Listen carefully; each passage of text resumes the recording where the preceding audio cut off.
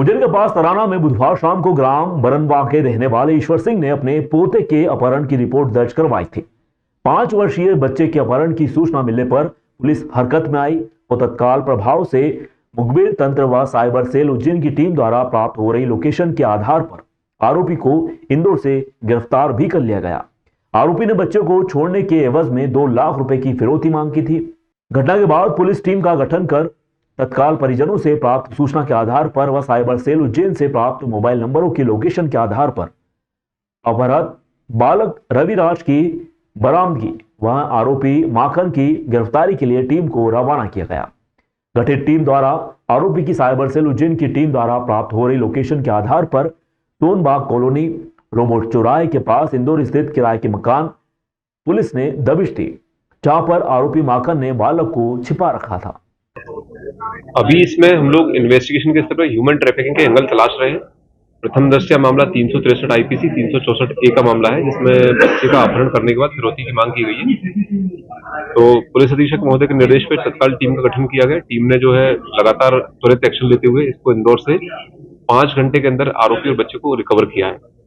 फिलहाल हम लोग इन्वेस्टिगेशन कर रहे हैं इसमें और क्या क्या कहां तार जुड़े हैं, इसका आपराधिक रिकॉर्ड क्या है। बच्चे ने अभी ऐसा उसके साथ मारपीट जैसा कोई प्रकरण नहीं है, पर जिसके साथ सामने ले गया है बच्चे की दादी और उसके चाचा, उनका कहना यह है कि जब ले गया तो इसने पैसे की डिमांड की थी। हमने जब पैसे देने से अक्षमता जाहिर की तो ये जबरदस्ती घर से इसका अपहरण करके ले गया है। कितने लोग मांग रहा है? 2 लाख की डिमांड कर रहा है। इसमें और एंगल तलाशे जा रहे हैं क्योंकि अपराधी का पूर्व आपराधिक रिकॉर्ड भी है।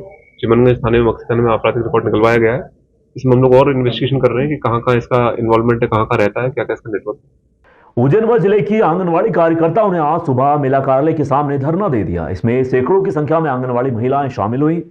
आंगनवाड़ी में कार्य करने वाली महिलाओं का कहना था कि विगत 3 माह से हमें भुगतान नहीं हुआ है, इसके कारण हमें हमारी दिनचर्या में काफी दिक्कतें आ रही हैं। इसके विरोध में आज हम अधिकारियों से मिलने व उन्हें अपनी समस्या बताने पहुंचे हैं। अगर जल्दी हमें भुगतान नहीं हुआ तो हमें उग्र आंदोलन करना होगा। आगे और लड़ाई है, अभी तो ये लड़ाई है, आगे और लड़ाई है। हमारी आंगनवाड़ी कार्यकर्ता सहायिका मिनी कार्यकर्ता बहनों को 3 माह से मानदेय प्राप्त नहीं हुआ है, इसलिए कार्यकर्ता और सहायिकाओं की स्थिति बड़ी दयनीय हो गई। उनके बच्चे स्कूल से उठा दिए जाते हैं, घर भेज दिए जाते हैं कि आपने इनका फीस जमा नहीं की है। उसके बाद कई कार्यकर्ता ऐसी हैं जिन्होंने लोन लेकर अपना घर बनाया, उनका पूरा फ्यूचर खराब हो रहा है क्योंकि उनके चेक बाउंस हो रहे हैं और खाने के लिए लाले पड़ रहे हैं। कई कार्यकर्ताओं के घर इसी पे चल रहे हैं। नहीं, मानदेय बढ़ा है वो तो आ रहा था, लेकिन अभी 3 माह से एक भी पैसा नहीं डला है। अभी तो 3 माह बहुत ज़्यादा समय होता है कार्यकर्ताओं के लिए। किसी से अधिकारी से बात हुई इसमें? 3 बार हमने ज्ञापन दे दिया है, जिले में भी दे दिया हमने। एक बार अभी 25 जनवरी को भी दिया था कलेक्टर सर को, और आज हम फिर इसी विषय में हमारी मांग रखने जा रहे हैं कि हमें जल्दी से जल्दी वेतन का भुगतान किया जाए क्योंकि हमारी स्थिति बहुत ज़्यादा नाजुक हो गई है। श्री महाकालेश्वर मंदिर प्रबंध समिति में लगभग 305 कर्मचारी विभिन्न इकाइयों में कार्यरत हैं। मंदिर प्रबंध समिति के सदस्य राजेंद्र शर्मा गुरुजी ने कर्तव्यनिष्ठ सेवानिवृत्त कर्मचारी रमेश निम्बालकर को सेवानिवृत्ति के अवसर पर शॉल, श्रीफल व भगवान महाकाल का स्मृति चिन्ह देकर सम्मानित किया। निम्बालकर द्वारा श्री महाकालेश्वर मंदिर में अन्न क्षेत्र, धर्मशाला, निर्माण शाखा सहित अनेकों अवसर पर सेवाएं दी गई। सहायक प्रशासनिक अधिकारी आर.के. तिवारी ने उनके द्वारा दी गई उत्कृष्ट सेवाओं के लिए उन्हें धन्यवाद प्रेषित किया। साथ ही यह भी कहा कि आगंतुक दर्शनार्थियों की सेवा में जिनका योगदान अविस्मरणीय रहेगा, हम उन्हें आगे भी प्रोत्साहित करेंगे। इस अवसर पर मंदिर प्रबंध समिति के सहायक प्रशासक मूलचंद चंदवाल, प्रशांत त्रिपाठी, मिलिंद वैद्य मौजूद रहे।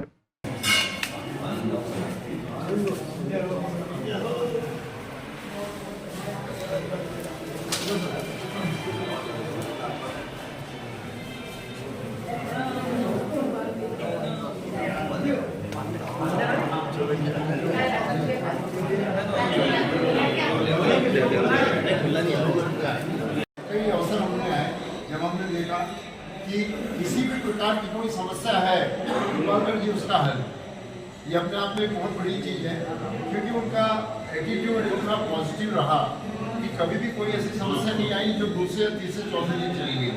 उसका उन्होंने हमेशा उसी समय हल निकाल दिया। और इसके सिवा अभिषेक के सिवा भी उनको दूसरे के हमने काम करते हुए देखा, वो एक उदाहरण बनते हैं। और उन्होंने अपनी इच्छा शक्ति से, अपनी स्ट्रॉन्ग विल से जो परेशानियाँ आई उस पर विजय पाली, ये बहुत ही अच्छी प्रेरणा की बात है हम सभी के लिए।